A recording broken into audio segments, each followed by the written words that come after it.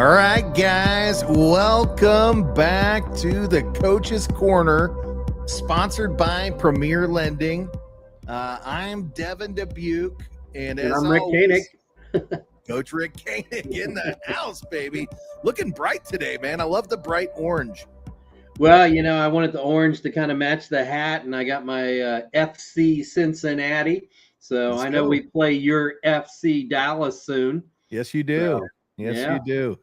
The old football club, footy football. Oh yeah. It's really grown here in Cincinnati.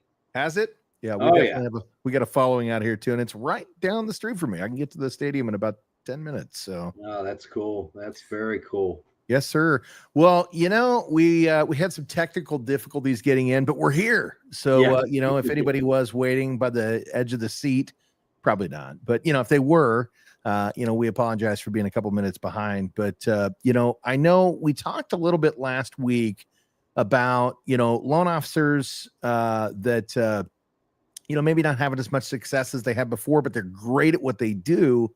And what could they do with that? Well, maybe they latch on to a loan officer that's having success and help with structuring files. We call those roles loan officer assistants or pre-approval specialists, right? I like the pre-approval specialists because I think at the end of the day, they're not just an assistant, right? Like they are putting together files. They're a very important part of the loan process.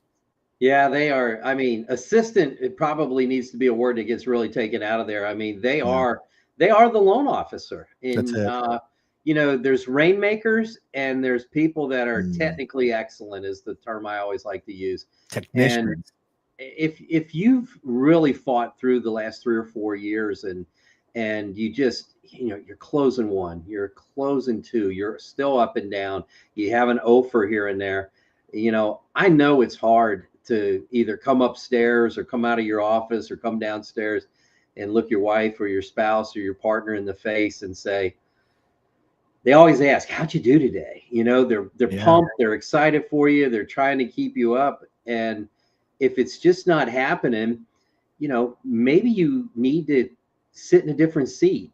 And so we were talking about, how do you move somebody into the right seat? Yeah. And that's what great companies do with all their employees. You've got a person that's in the wrong seat, but they're technically great at something else. Move them into the right seat. If you do it the right way, everybody comes out a winner. The company comes out a winner and the individual comes out a winner. That's it. Right person, wrong seat. And when you put them in the right place, they flourish, right? Like they just, and what's funny is, I had a situation like this a few years back. And it actually goes back, even further, like this would have been around 2022, 2023. And we had a gentleman that was just a technician with his loans, and we were coming off the pandemic and business was slower. And he didn't want to make that leap. He's like, no, I can do this. I want to do this. And we're like, hey, but we're looking at your last 3 months and you're just not having success, man. We want to set you up for success. And so we had a loan officer that just was phenomenal and building great relationships, but terrible on the back end. Like just the file structures were not good. Surprise. We're like, man, you know what? Yeah, right. And that's not everybody is a technician, and that's okay, right? But this guy was a rainmaker, and we said, what if we put you two together? And he didn't love it. I don't love it. I don't like this idea. And what's funny is you flash forward to today, and they're having amazing success together as a team, and they've really come into their roles, right? And one of them just does a great job at structuring, putting things together, and making sure that loans get to closing on time every single time. And the other one, man, he's making hundreds of phone calls a day. And how does he have the ability to do that? Because he's got back end support from somebody that he trusts, right? A partner. So maybe it's not even a pre-approval specialist. Maybe it's just a partner in crime, right? Like they're out there working together and, building something really special.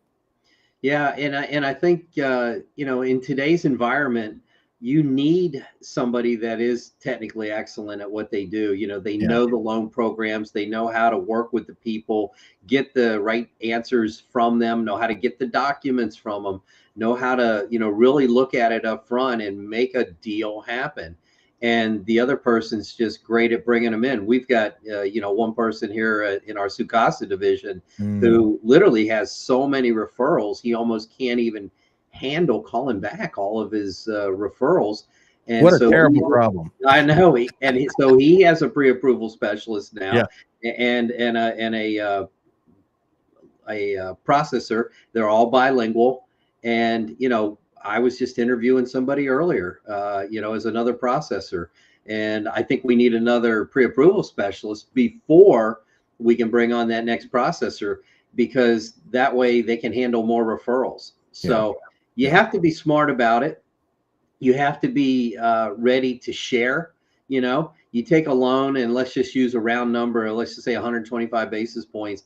Somebody's making 125 basis points. That 125 basis points has to get split up properly between those two people. That's right.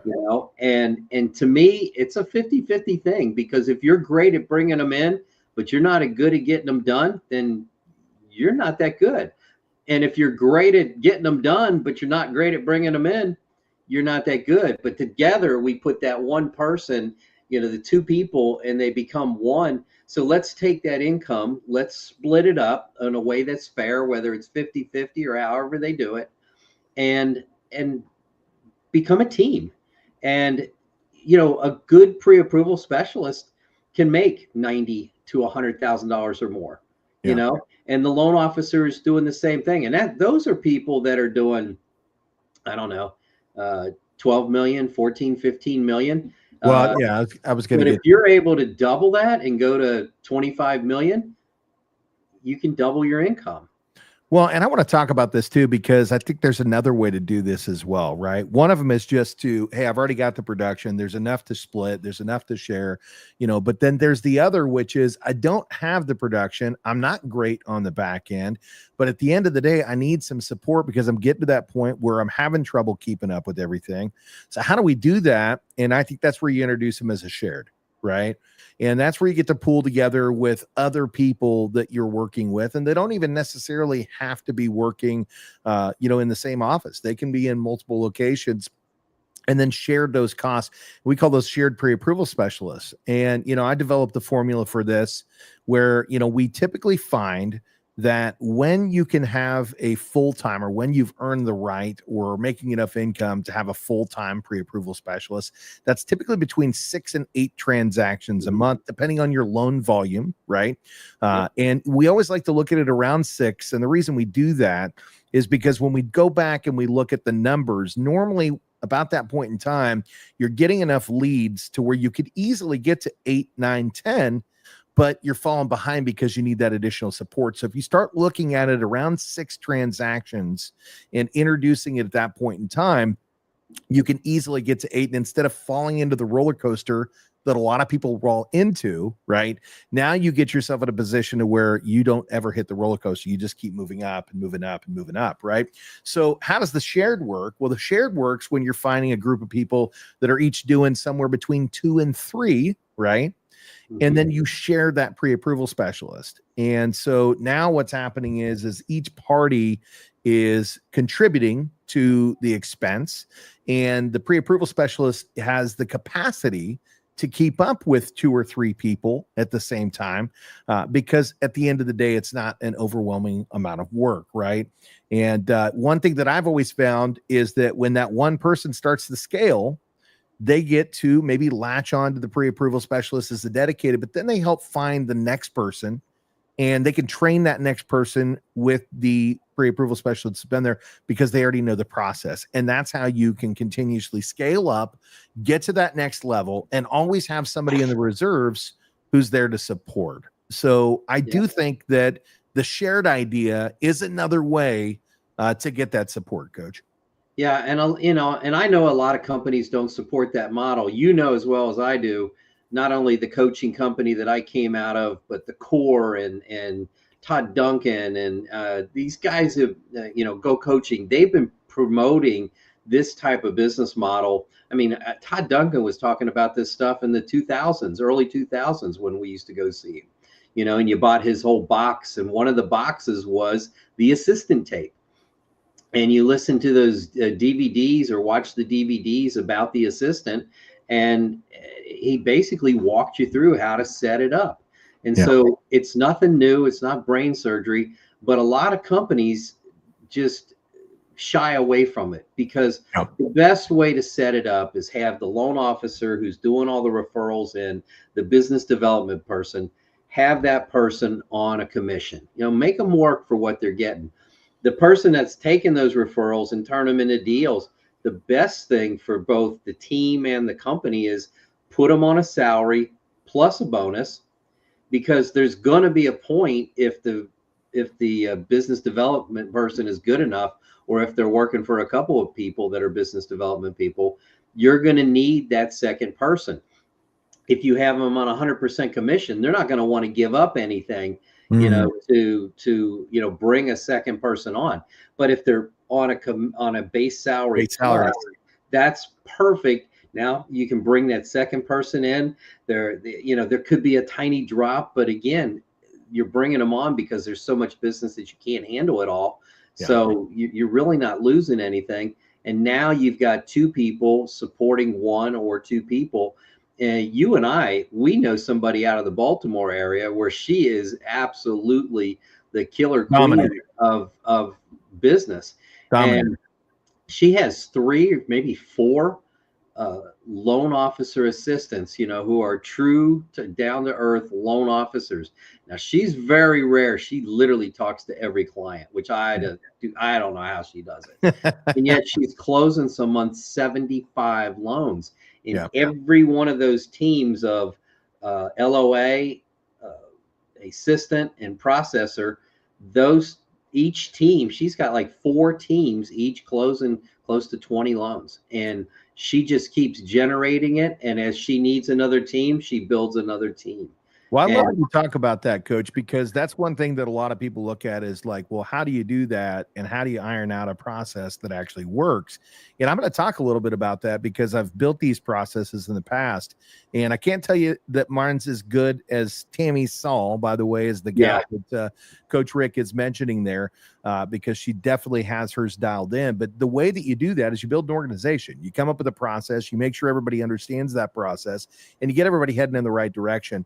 And that's how you build any type of a winning team, right? Is making sure that everybody understands the role, understands their part in that role, understands what the other person's part in that role is.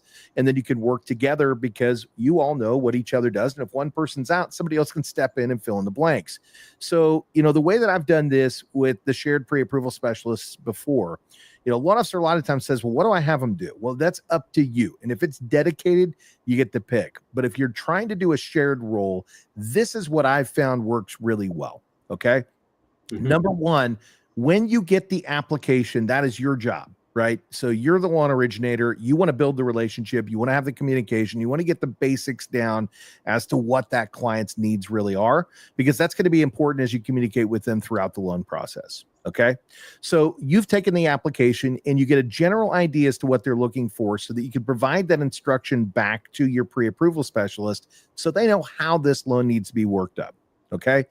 Now you hand that file off with the question list, and I recommend building a checklist of items that they need every single time, right? Like, what is the purchase price? What do they intend to put down? What area do they think that they're going to purchase in, right? And based off your general conversation, do you think this is going to be a conventional, an FHA, USDA, a VA, or do you think this might be a investment type loan? Maybe it's a DSCR, right? Or a bank statement product. You can get a lot of that basic information during that general application taking time. Now you hand that off to your pre-approval specialist, and what do? Well, they pick up the ball and they run with it. They order the credit, they get it qualified, they run it through DURLP, they analyze the income or the assets, depending on what you have at that point in time. If it's a difficult loan, you need to let the client know it may take a little bit longer during the pre-approval process, opposed to a cookie cutter loan where they're just making W-2 income and it's super simple. Okay. So now your pre-approval specialist gets the loan put together. They run the fees in the system. They get it all put at a point where you can have a good conversation with that client and genuinely dial in what happens. They also get a list of items together that you still need from that client. So now you can have your consultation. They hand it back to you. Consultation takes place. And if that client likes where we're heading with this, and we know they're going to move forward, and there is still a list of outstanding items, The loan officer then tells the client what's needed, but then they hand it back over to the pre-approval specialist and let them know, okay, this is done. Client's going to move forward. We need you to make sure that they follow up on these so that I can go back out and continue to communicate and build more relationships. In the meantime, we put them in a PAL status. The loan officer follows up every single Thursday to reach out, make sure that we're getting everything that we need, make sure that all the questions are answered, maybe ask for other friends or family members that they might want to work with. And now if there's a refresh that's needed, hey, we're going to go out this weekend, coach, and we're going to look at a new property. It goes back to the pre-approval specialist with the address so they can work that up, freshen up the file, issue out the pre-approval letter, and this is how you can continue to move forward. Contract comes in because the pre-approval specialist is now comfortable with the client. They know what the client's needs are, and you have a contract that's in hand with a closing date. You move it back to that pre-approval specialist, let them know contract is in, and they get it prepared for submission. They submit that file to processing on your behalf. Now, you're communicating with the client at every single touch point because it's important as a loan officer that we build that relationship with the client and let them know what the proper expectations are. But if you build a structure like this and a system like this, you're going to have a process that can be duplicated. Multiple parties can work within that process. You could share that individual effectively. And because there's more than one person, they're all chipping in for the cost of the salary to make it economically effective and allow for you to start to scale. And then when you get to that point where you are doing more business because you've built the infrastructure and you can now afford a full-time, that's when you get your full-time assistant, partner, whatever you want to call them, right? Pre-approval specialist. And you now exit that group. They find another replacement and you move forward and build your business to the next level. And this is how it's done. Yeah. And you know, and there are some people in those models that once they hand it to the pre-approval specialist, they are so good at what they do. It doesn't come back to the loan officer, but what they do is they'll have a weekly or bi-weekly meeting with their pre-approval specialist and their processor so they can get the updates on the file so that they can maintain the relationship with the realtors, not always the borrower. We'll let the processor call the borrower for docs that they need and give them updates. We've got the pre-approval specialist that can do that.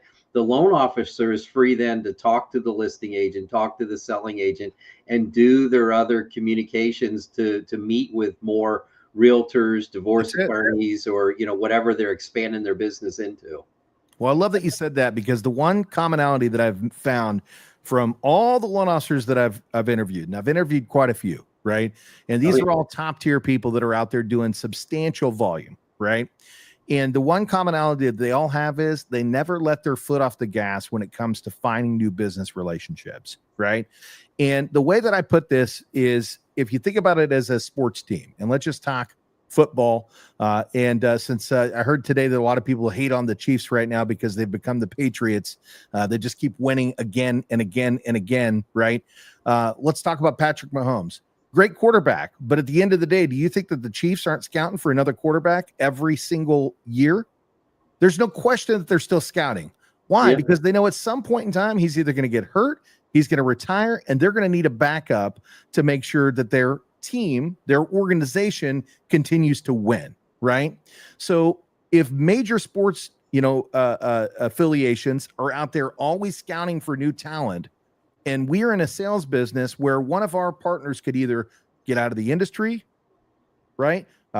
Just at the end of the day, retire, right? Or maybe they find somebody else and they stop doing business with you. We have to know that we can never stop scouting new talent.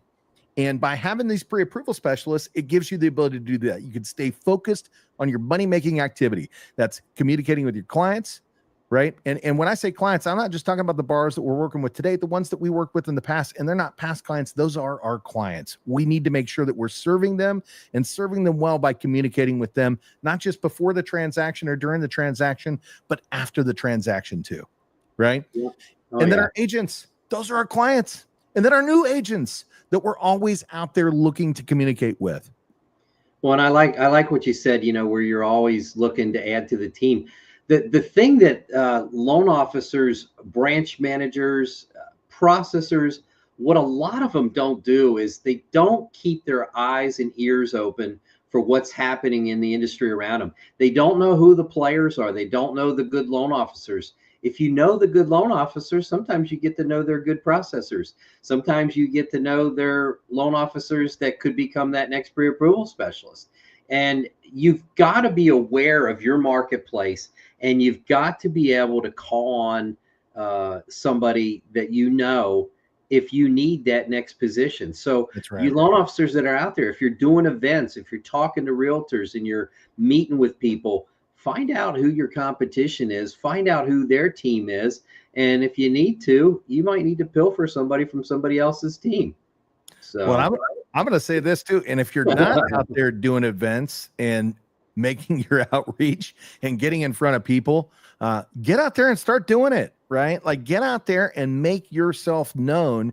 You know, this is what we do, right? We are professional marketers. So you got to get out there and you got to market yourself. And at the end of the day, if you find yourself on the other side of that and you say, I'm not a professional marketer, you know, maybe transitioning over to be the back end partner and let somebody else be the professional marketer, right? Or the money maker or the rainmaker, right? Whatever you want to call them. But we've always got to make sure that in this industry, if we're going to keep our revenue stream going, we don't get salaries, right? We're commission only people.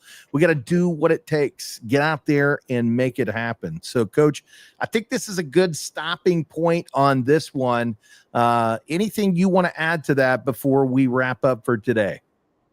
No, just other than if you've been thinking about something like this, then it's time to do something about it, because we've had 3.5 years now of kind of stagnation for a lot of people.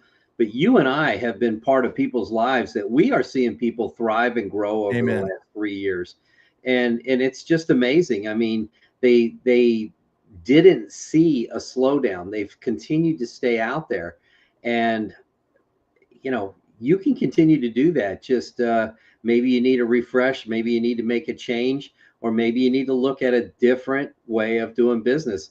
And Devin and I both, we talk to people all the time. We talk to people who work for us. We talk to people who are recruiting, but we talk to people who don't work for us. Every day. I was just on a call with Scott Hudspeth on his show, where one of the loan officers said, Rick called me a week or two ago and just asked me, are you doing this, this, and this? Because, you know, I don't see it in your numbers. And I kind of challenged somebody, and I wasn't recruiting him. I called him as a friend. So if you guys want to talk to somebody who will give you good advice, good coaching, give us a call.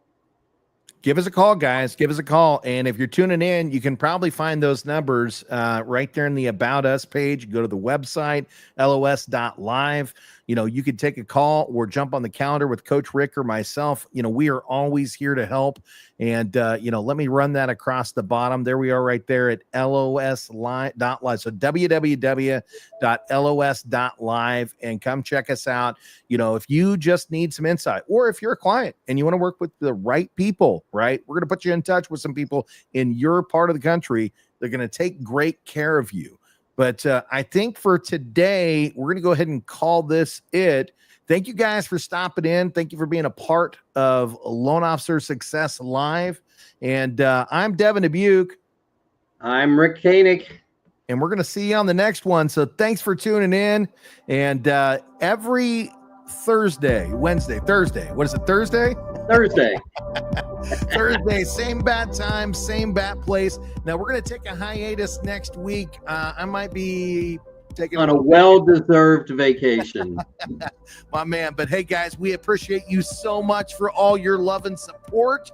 And we will see you on the next one. Take care. Peace.